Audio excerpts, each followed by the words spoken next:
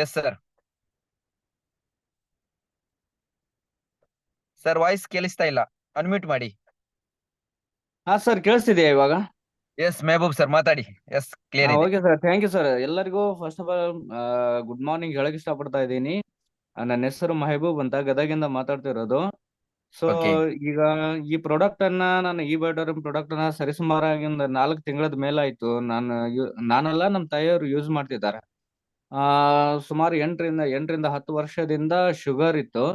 8-10 ವರ್ಷದಿಂದ tablets daily ತಗೋತಾನೆ ಇದ್ರು. ಬಟ್ ಕಂಟ್ರೋಲ್ ಏನೋ ಆಗ್ತಿತ್ತು. ಬಟ್ ಸ್ವಲ್ಪನೂ ಕಡಿಮೆ ಆಗ್ತಿರಲಿಲ್ಲ. ರಿಸಲ್ಟ್ ಪ್ರತಿ ತಿಂಗಳನ್ನು ಚೆಕ್ ಮಾಡಿಸ್ತಾ ಇದ್ವಿ.